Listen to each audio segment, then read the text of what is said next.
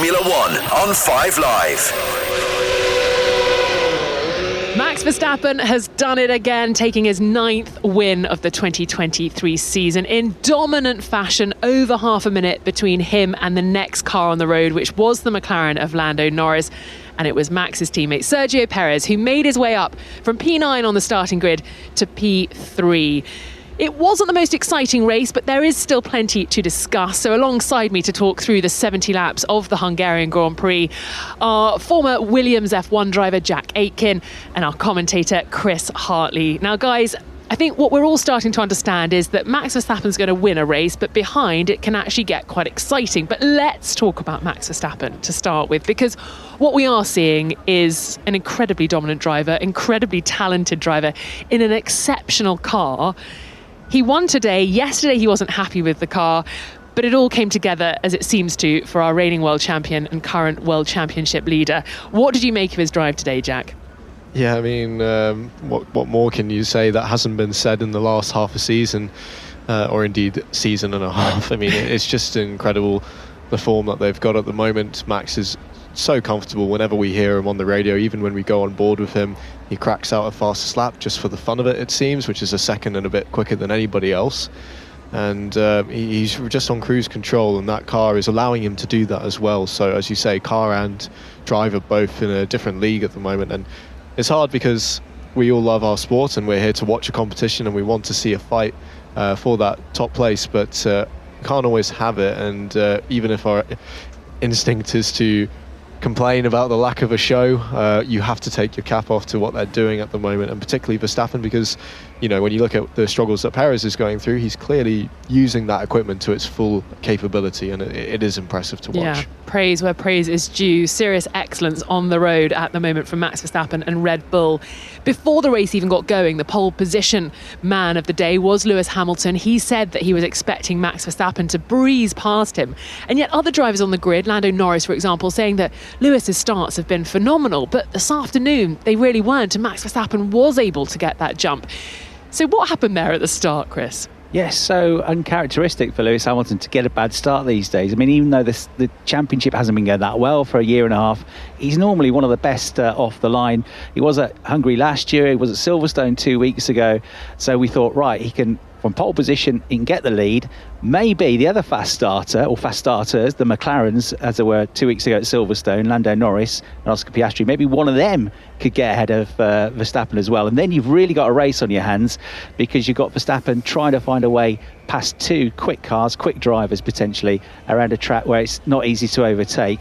But it never quite happened, at least not for Lewis Hamilton. But I tell you what, Jack, there were really good starts again for the McLarens, weren't they? Particularly Oscar Piastri went from fourth to second. Yeah, I mean, well, both of them, like you say, they were very strong off the line, and it actually ended up putting Lando into a bit of trouble, because he ended up on the outside of the two squabbling leaders. And as Verstappen solidified his position and drove the car in deep to really make sure that Lewis couldn't come back at him, Lando was stuck on the outside of that battle, and Piastri, the seas parted for him. It was exactly what he would have been dreaming of last night as he visualised his start, and was able to take the inside line cleanly and grab that P2 slot. So yeah, it was good, and nice to see Piastri running well for the first stint, at least in that position, and doing a good job, but started to come unraveled a little bit after that. He still came home P5, not a bad result. I like the way you say that the driver will have visualised their start, because I often ask them that during a driver's parade, you know, how are you seeing this playing out? Oh, you can't plan for it. So Jack, thank you for that. Plenty more battles to analyse, but first let's hear from our race winner, who was, of course, Max Verstappen. Well, Max, after the relative frustrations of yesterday, today was simply lovely for you. Talk us through your race, especially from lap one. Interesting start. Yeah, start was really good. Everything just went well. I just had a run. I could take the lead into turn one, and basically from there onwards I could just do my own race and look after the tires. And it's one of those days where just everything goes perfect, and you're just enjoying every lap, smiling in the car, because it's that perfect. Senna, Prost, McLaren 88. Now you guys this year, that's a phenomenal achievement from everybody in the team, isn't it? Yeah, it's something I think we can be very proud of as a team. I think also over the years, you know, nowadays it's probably even harder to achieve, because the gaps between the teams is even smaller, you know, back to when it was in the 80s. But nevertheless, also there, to do that, also there, the retirement rate was a lot higher. So to do 11 wins in a row and now 12 in a row, it's crazy. Hopefully, of course, it doesn't stop here. It feels like it's going to continue this record-breaking streak. And I mean, what are we talking? Monza for the constructors? Are we talking Singapore for the drivers? I mean, surely, inevitably, those two are going to be sealed way before the end of the season. I'm sure they will be. I think, at this stage, at least for me as a person who's enjoying the sport, you have to assume it will be sealed up well before the end of the season, which is a shame. But it just ties into the fact of how good a job they're doing, and actually it sets a very high benchmark for everyone around them. It just means that if we do get someone who's able to challenge Max by the end of the season, it will be all the more sweeter and all the more of an achievement when that fight happens. So we'll just hope that does come to fruition. But yeah, the championship will be sealed both on the drivers' and constructors' side fairly soon, relatively speaking. And also, I want to see Max being forced out wide, pushed to the inside. I want to see wheel to wheel with him because he's phenomenal. That goes without saying. But even today, we were all hoping there might be a little bit of argy-bargy between him and Lewis Hamilton because they race a bit differently together, don't they? Well, we say that Max maybe races a little bit differently when it comes to going alongside Lewis Hamilton. But that's what we're missing at the moment, aren't we, Chris? Because the excellence is there, the dominance is there, but I want to see some elbows out. I want to see his racecraft again. Yeah, which is brilliant, isn't it? And you think, we discussed before the start of the race, he's got, going into the race, 99-point championship lead. Yeah, and other drivers might think, well, I don't need to win every race now. I could finish third, fourth, fifth every race. I'll still win the championship. But you just know, particularly, as you say, with Lewis Hamilton in and around him, if there had been the opportunity to fight, Verstappen would have taken. He's that sort of driver, and that's why he's so exciting to watch. And I suppose, we've been a bit deprived of that now. Maybe we need reverse grid starts in Formula One, game to the back of the grid for the second half of the season. Because we've seen plenty of drives. I mean, last year at Hungary, he came from 10th on the grid to win the race. He's done it before, hasn't he? I think he went from 14th to win at Spa last year. So we know he can do it, but he's not having to fight anymore. You've got to take your hats off to him. He's won 24 races now since the start of last season, so more than half the races he's ever won he's won in the last 16 months. And we're matching now the sort of levels of dominance that Mercedes had for 3 seasons when Hamilton and Rosberg were winning the championship, where they won over 3 seasons 51 out of 58 races, so 88% of the races. Red Bull are matching that now. You often see, don't you, a driver or a team dominate for 1 season, but you don't very often see them over the history of Formula One dominate for 2 or 3 seasons, and that looks like it's set to be. And it was meant to be a lot closer with these redesigned cars coming in last year, wasn't it? But they're way out front. I mean, it was meant to be easier racing, and we do see that to an extent. Like you're saying, when you look further down the field, the racing is fantastic, and the margins are ever closer. Qualifying yesterday, Q3 was the equal closest qualifying that we've had from 1st to 10th position. That is less than half a second nearly, which is just amazing when you think about nearly 5 different cars or teams in there. So it's clearly worked in one sense, but Red Bull are they've stepped to be ahead of the rest, and I don't know really how they've done it, to be honest. You're lost for words, aren't you? I think it's strapping a parachute to the back of the RB19. That might slow them down. Who knows? But you know what? I am interested by the development of other teams. Of course, we've got to talk about McLaren. Lando Norris taking back-to-back podiums, back-to-back P2s. A driver who at the beginning of the season was telling me, look, the car is terrible. I'm just going to be focusing on my driving so that I'm ready when the car comes good. That moment is now. We've been umming and ahhing since Austria when they brought that sort of 50% of the upgrade. Was it the Lando factor? Was it the Austria factor? Was it the upgrade? Then in Silverstone, they get the P2 with that front wing change for Lando. And then here they back it up on a totally different circuit, the Hungaroring. It feels like they are now well and truly in the mix. Can we even say they are the biggest challenger now to Red Bull? I think you have to. I mean, it's impressive the way that they've come on in the last few weeks and races. So today was further proof of that, and it's intriguing how the Constructors' Championship is shaping up in that sense as well, because obviously from the start of the season it's been quite a change, hasn't it, Chris? Yeah, and McLaren today moved up to 5th, ahead of Alpine, who had a dreadful day. I mean, they're out. Both the cars were out of the race pretty much at the start of the race, and Norris has moved up to, I mean, he's only 8th in the championship, but on this form, there's no way Lando Norris is going to finish as low as 8th in the championship at the end of the season. He could be, I mean, he's not necessarily going to be up there second or third, but he's going to shoot up the order. And it's kind of nice, isn't it, I suppose, Jack, when you're in that position, because he's not thinking about championship points. He's really just thinking about going for podiums, maybe at some stage going for a race win now. So he's sort of free to go for it. Yep, absolutely. And it's always better to have it that way round. Coming on strong through the year, to end the year on a high. You can go into the development of next year's car with a bit more comfort that things are working as they should. It just gives you a bit of a spring in your step, not just for the drivers, but for the whole factory and the team. And, you know, you compare that to Alpine, who had an absolute disaster of a weekend. I mean, slow and then to boot, both of them got taken out. Not really their own fault, but both cars out in the first lap while their key rivals, McLaren, were sweeping up the points towards the front of the field. The morale is going to be through the floor in Enstone. So it's, tough weekend for them, but great for McLaren. Definitely. Well, let's hear from Lando Norris then, another P2 to add to his little collection. Very happy. Yeah, tough race. Yeah, hot, physically quite tough, pushing the whole way. I lost a bit at the start, just with being unlucky on the outside. But we fought back well. Got Lewis in turn 2, and got Oscar in the pit stops. So good race. I tried the best I could to keep up with Max, but he was too quick again. So the challenge was making sure we stayed ahead of Checo and the rest. But the pace was good. We struggled probably a bit more with Deg with these hotter temperatures. He didn't suit us maybe quite as well as what Friday did, so made my life tougher. But nevertheless, P2, good load of points, another podium. So very happy with the whole team. So P2 in Silverstone, P2 at this very different track. That's important, isn't it? That's significant. I mean, a podium is always important no matter where you are. So, just I guess there is still going to be some tougher tracks coming up, but to have 2 in a row is very promising for the whole team. Also for us, I think we kind of, I guess we still didn't expect to have improved this much. Others seem to have probably taken a step back. You know, like Astons and Ferraris were clearly ahead of all of us in the beginning. Now everyone seems closer together. So the top teams have not been able to find maybe as much time as what some of the other teams behind have, but at the same time, I don't really care where we are. As long as I'm on the podium, I'm happy. So another good weekend.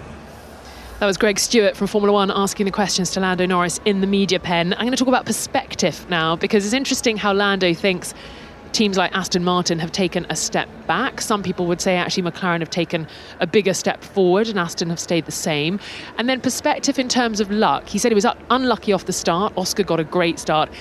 And then I'm going to say, was he lucky in the pit stops? He said he jumped Oscar in the pit stops, but you would have thought Oscar was the lead car on track. Shouldn't McLaren have brought him in first, Jack? What's the etiquette? Normally the etiquette is that the leading team car will get the preferential stop, which in this case at Hungarian would usually mean the earlier stop because of the way that the undercut works. It's very powerful. And Norris saying that I got Oscar in the pit stops. Well, Oscar might argue you got me because it was the better strategy. There's some tense words on the radio from Oscar at that time. In the end, by Oscar's own admission, it didn't make a difference. He finished fairly far back from Lando and he didn't have the pace to match him today.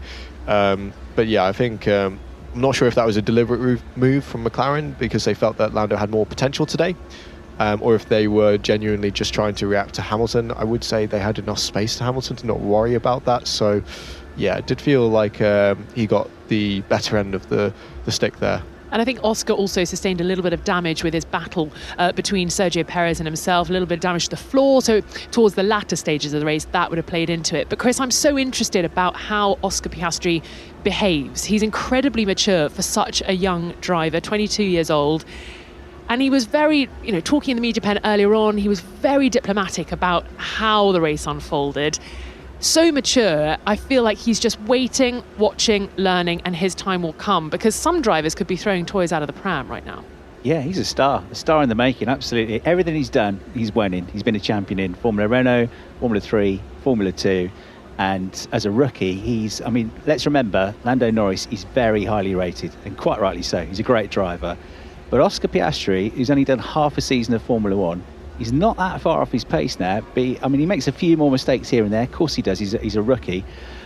Sometimes in qualifying, sometimes in the race. But the raw pace is there. And that's everything else you can iron out, can't you, Jack? But the raw pace has got to be there.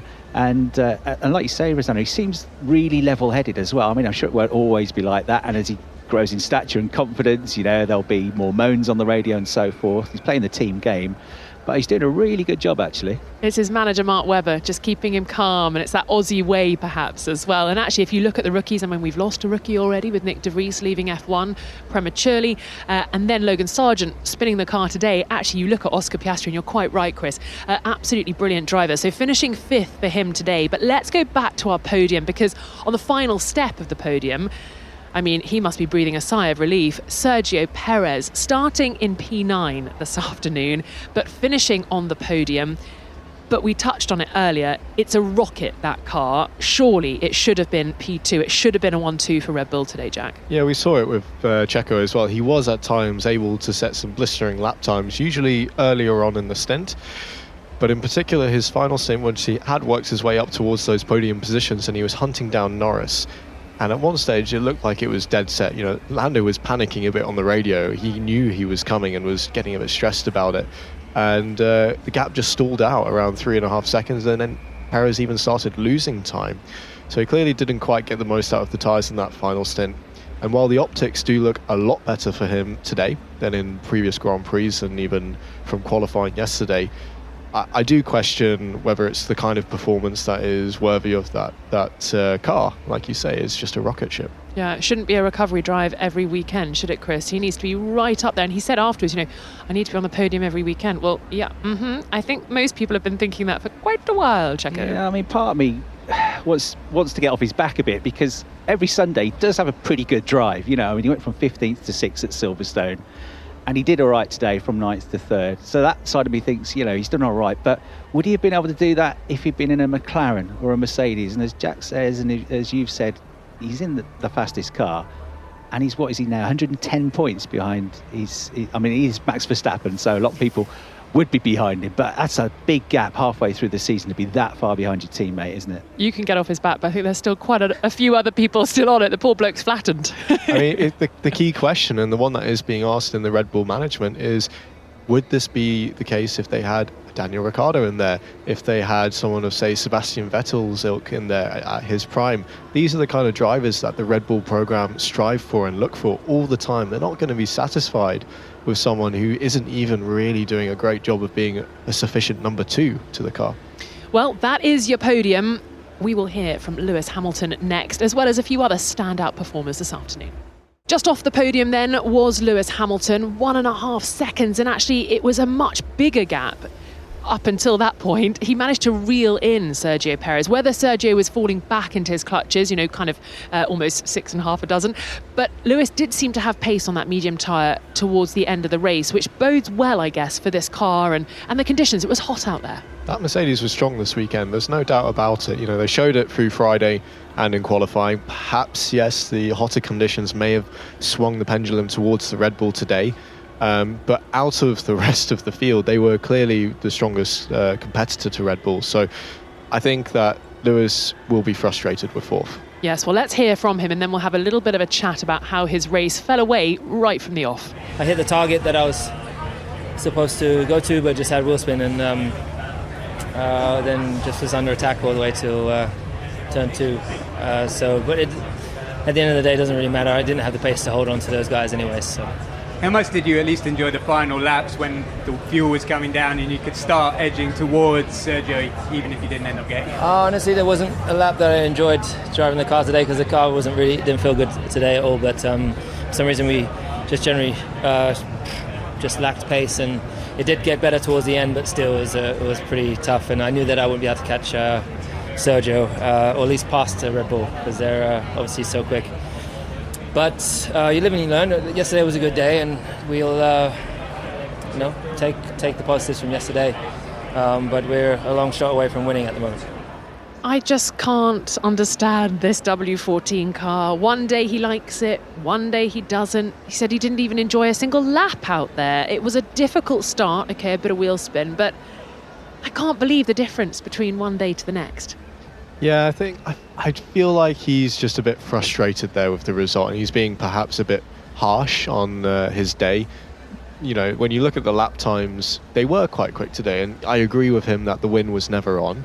But a podium, then he was saying that he couldn't hold on to those guys. I'm not so sure. If he'd been able to get ahead of them or stay ahead of them at the start, have a cleaner first run through to the first pit stop, then maybe he could have. He was really reeling in that Red Bull towards the end, and I think he's just a bit disappointed, really. You can understand it, though. I mean, the guy's won 103 Grand Prix, so yeah, second, third, fourth places. It's kind of hard to take for as long as he's had to take it now, isn't it, for somebody that's used to that. And he hasn't got anything to prove to anybody, so we all know how good he is, and it's not very long ago. You hear some people say, has he lost it now?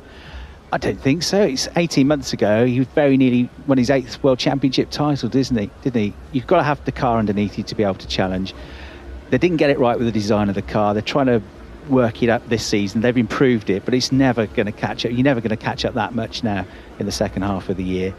He was top of the world yesterday, wasn't he, after that pole position, and rightly so. But by his own admission, he had to give it like 1,000% just to get it on pole position. So long run pace is still a long way off, I think. But I quite like that actually he is enjoying those moments, because you realise he's so emotionally involved still with Formula One, because they're obviously the naysayers who say, oh, he's not hungry for it anymore, and he could go off and do whatever he wants now. He's achieved everything he needs to. But the fact that he feels those highs so acutely and those lows, it kind of makes me think he's still very happy to be part of Formula One. And, that contract pending with Mercedes, surely we'll hear more about that soon. I think people mistake the disappointment of, as you say, Chris, finishing on the second or third step so often when you're used to setting your expectations for a win.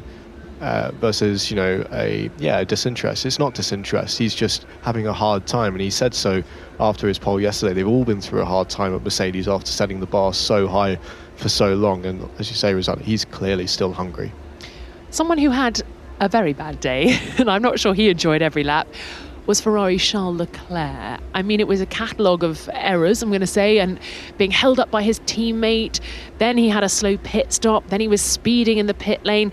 Lots to unpick there. Let's hear from Charles Leclerc after a difficult day in the Ferrari, coming home eventually P7 with that 5-second time penalty.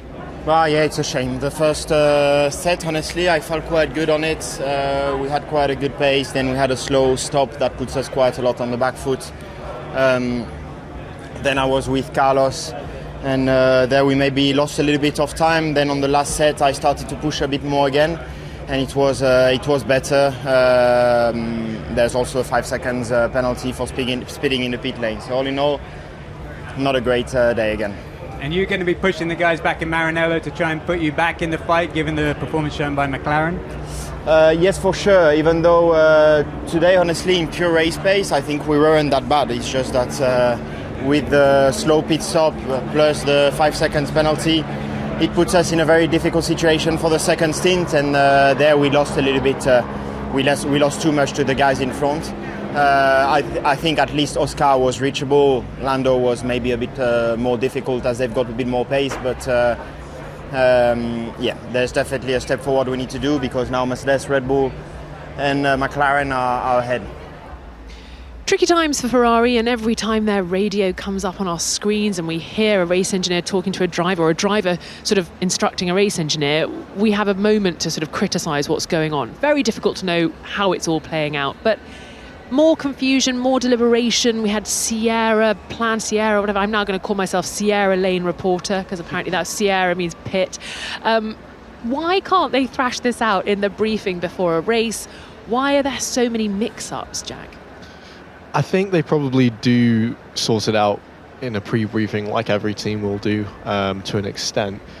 But the drivers just clearly have lost a lot of trust in the pit wall to make those decisions in the heat of the moment and to adapt to what they're seeing. Carlos was quite clear. He felt like the soft tyre could go longer in that first stint, which, a driver has to be giving feedback to the team in those moments. It's very important to be able to adapt, and at the moment, in those moments, he is the most important sensor in the car, what the driver is feeling. But then Carlos was going on and saying, let's keep extending, I'll try and keep going until Checo catches me. And you're kind of thinking, everyone else in the race at that point had swapped over to a new set of hards and was going a lot quicker. That's the kind of thing that only the pit wall and the engineers can see and tell you. And that was the moment that they needed to be hard with him and say, no, this is the strategy. But that trust, that relationship is just not there between the drivers and the pit wall. It's also sort of asking for information. We heard Charles sort of asking for an update on what was going on. You sort of imagine you'd be in constant dialogue. You hear some team radios where it's constant. I remember Will Joseph talking Lando Norris around a lap in Austria. Okay, it was in the dying stages of a race where a podium was on, but I'm sure there's more dialogue going on, but it seems like there isn't a constant dialogue with the team at Ferrari. No, it's very frosty, isn't it? And you had that radio from Leclerc saying about halfway through the race, all right, then what we're going to do? What's the plan? Which sort of, insinuated that nobody had been coming forward with ideas from the pit wall. And then they said, we'll discuss it at the end of the race. They said, well, what do you mean the end of the race? We need to discuss it now, because they were just stuck where they were and nothing was happening, wasn't it? And they did react, but they always seem to react a little bit too late. And the pit stop was the pit stop. It can go wrong, and in fairness to Ferrari, all their other pit stops were pretty good today. And then maybe frustration, maybe just misjudging it. He exceeded the pit lane speed limit, which then dropped him another place in the end, didn't it, behind George Russell. They're going to hope for some sort of turnaround for Belgium. In terms of that track, does it suit a Ferrari in 2023, Jack? I don't have any reason to think that it would, especially so. But then, it's not so different from the tracks we've been to in the past couple of weeks that, you're going to see a massive shake-up in the order. I think, the frustration for Charles that we were hearing is more, I think, that they could have maximised their result. As Chris said, part of that was on Charles with the pit lane speeding, but the rest of it, they could have got a top 5 and they missed out today. So let's just run through the order then. Max Verstappen winning the Hungarian Grand Prix ahead of Lando Norris and Sergio Perez completing the podium. Then it was Lewis Hamilton ahead of Oscar Piastri. George Russell in P6, benefiting from Charles Leclerc's penalty, who was in P7 ahead of his teammate Carlos Sainz. Fernando Alonso in P9 ahead of his teammate. In P10 was Lance Stroll, picking up one solitary point. Then Alex Albon, P11 ahead of Bottas. And then Daniel Ricciardo, P13, started there, finished there, but that doesn't really tell the story. What do we take away from his first weekend back in Formula One? Well, qualifying was impressive. We already talked about that yesterday, and how he just pipped Tsunoda. But even if you sort of disregard how tight the margin of that was, 100th of a second between them in the favour of Ricciardo, the fact that he was on that level so quickly, very impressive, considering the record that De Vries had against Tsunoda in qualifying up until this point in the season.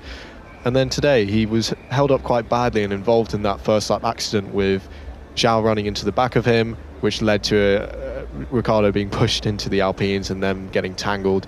And he dropped all the way to the back of the field, worked his way back up to the 13th position. It was a good, solid race from him. Well, you've summarised that beautifully, Jack, but let's hear how Daniel summarises his first weekend back in Formula One. Yeah, I mean, it was a welcome back. Yeah, I feel like it's probably, I don't know, like maybe your first NFL game, someone's going to put like a big tackle on you just to welcome you to the sport. So I guess it was a version of that. But obviously that was disappointing just to be out of position, from the start with that incident. As soon as I got hit, I knew I was going to pretty much go to the end of the field, the tail, and I was immediately obviously disappointed. But then the next thought was, please don't have damage. I need to do this race. I need to learn the car, and for myself as well, just keep learning and physically, just to do a race distance. So fortunately, the damage was really minor, and I could get on with it. And I think after that, we made a good race. It was, I would say, pretty much impossible from the tail of the field to get back in anywhere inside the points, but I think we still put on a strong showing, and I felt good. I felt good in the car, and that was something which was certainly a question mark, not doing it for 8 months, especially around here. It's a tough track. So other than lap 1, turn 1, a good day. So basically you think this AT04 is a car you can work with, this car you can get along with? Yeah, I felt good in it. Obviously we're operating at a little bit lower level of grip than the front cars, but it feels relatively balanced. I think we just got to try and find honestly just some overall downforce and try to keep chipping away at it. And obviously it's my first weekend. I'll keep learning as well as we go, but try to also give the team as much feedback as I can. So it feels like Daniel Ricciardo passed his initiation test then at the start, being put through his paces, having to remember how to react to an F1 start. But plenty to take away for him and the team in terms of data, Chris. I'm sure it was a busy weekend behind the scenes, as much as busy, for fans, for media, trying to grab Daniel Ricciardo and get a selfie or an interview with him. Yeah, absolutely. And I think, job done, really. I mean, I think that's about where the car is, 13th place. I mean, they're last in the constructors, but it shouldn't be the slowest car. It shouldn't be down there. Neither are they, likely to be challenging for top sixes. So I think it's kind of where they are. But 13th and pretty terrible start to the race is all right. And I think as he develops the car, he's already matching and slightly quicker than the pace of his teammate. He's going to get quicker and quicker. He's going to get back into it. And really, I think why they brought him in is his knowledge, isn't it? His experience and his knowledge to help them just drive that car forward a little bit more and start to pick up a few points, which I'm sure he will do before the end of the season. Yeah, definitely. So behind Ricciardo, it was Nico Hülkenberg in P14, that race pace of the Haas, a really tricky one to read. P15 for Yuki Tsunoda, then Zhou Guanyu, P16, picking up a penalty for that first lap start crash. Kevin Magnussen, the last car on the road, P17, and Logan Sargent retiring really right at the end of the race, and the two Alpines out with that first lap collision. So terrible day for Alpine, but I am happy to say that Esteban Ocon is okay after his car went over the top of his teammates Pierre Gasly's. His seat broke in half, so I'm sure the shockwaves going through Esteban's incredibly long and willowy body would have been pretty intense.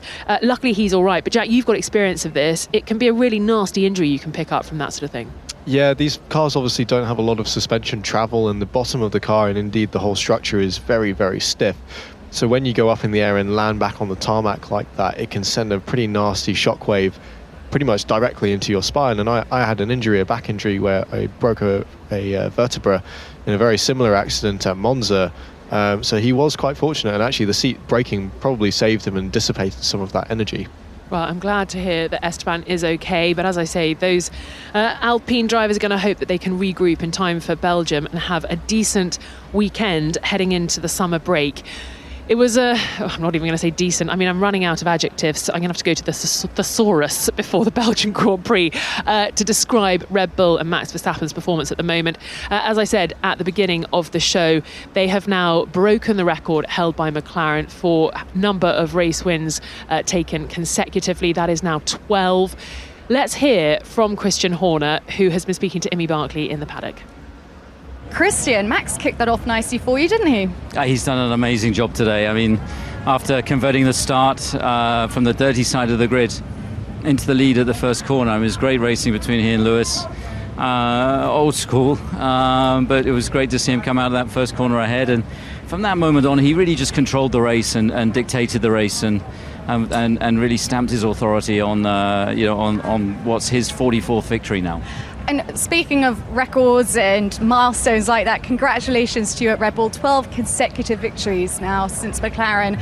You own that record. How's that feel? What's that do for your team? Well, look, it's an amazing achievement for the whole team. I mean, 35 years since the great McLaren team, with Ayrton Senna and Alain Prost. I remember watching as a young child, and obviously, led by Ron Dennis. They achieved so much, and to think that we've managed to now not only match it but now go ahead of that. 12 races in a row is insane, particularly against the level of competition that we have. So it's something that the whole team from every department has played a key role in, and incredibly proud of everything that we've achieved. What an enjoyable season you're having. Let's look to Sergio now. I mean, he did very well, didn't he, coming from 9 up to 3rd, and he was just chasing Lando, didn't quite manage it, but did manage the rest of the pack there. Yeah, I mean, Checo, for me, that was a really strong drive from him today. I mean, he got his elbows out, he had great pace. I mean, his moves on Fernando, on Carlos, on Oscar, on George. I mean, there was some phenomenal racing, and, to get onto the podium, he was hunting Lando down towards the end of the race there, and, really deserved from him. So really, really proud of his performance today. Well, thank you, Christian. Congratulations. Thank you very much. Thank you. Christian Horner then is going to be a busy guy this evening. They're going to have to super glue back together the trophy, because they didn't just break a record this weekend, they broke a trophy. It was Lando Norris getting quite excitable with his bottle of champagne. He likes to do that sort of, what we're going to call it, a champagne bottle stamp. without actually smashing the bottle. He likes to get the maximum fizz that he can out of those bottles. Just knocked the trophy of Verstappen off while he was doing it. It's such a shame because they're beautiful trophies as well for this round. Hopefully they had a backup. You hope so. It's Formula One. Surely there's backup equipment everywhere. Bit of gaffer tape, be fine. Way too logical, Rosanna. Come on, don't be like that. Well, it's time for you to tell me who your driver of the day was. Plenty of people, I guess, up for the award. Who are we going to give it to? I hate to do it, but Verstappen, how can you not? He's just so dominant, and the fight for the podium was great today, but Verstappen. I'm not accepting that, but that's totally fine. We should do a driver of the day minus Max. No, it is exceptional. It's okay. You can have that. But next time, do think a little more outside the box, please, Jack Aitken. Chris, what about you? I'm going to give it George Russell. I thought he had a really good drive from 18th on the grid. He got his elbows out. He was feisty. He took his chances. And he came through to 6th place. And, getting into the points would have been quite an achievement. So to get all the way up to 6th place around the Hungaroring, I think he did a really good job today. Oh, now I'm a bit snookered. I'm not sure, because I think I agree with you, Chris. Definitely George Russell, great recovery drive. Max Verstappen's been exceptional. I'm going to give it to Lando Norris, just because I think to back up a performance at Silverstone with the same performance here in Hungaroring, I think that's two ends of the spectrum. So congratulations to Lando Norris. We've all picked different people. I think a worthy trio. Yeah. Talking of us, of course, at that point there. Yeah, those guys did an okay job too, didn't they? Exactly. Well, it's been quite a weekend in Hungary. Max Verstappen on top once again, Lando Norris P2, and Sergio Perez back on the podium, P3 for the Mexican driver.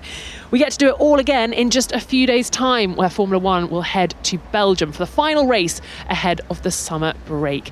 Can Max Verstappen take his 10th win of the 2023 season and head off on his holidays feeling great? All will be revealed in a week's time. This has been an IMG production for BBC Radio 5 Live. My thanks to Chris Hartley, our lead commentator this weekend, and former Williams F1 driver Jack Aitken. From me, Rosanna Tennant, it's goodbye.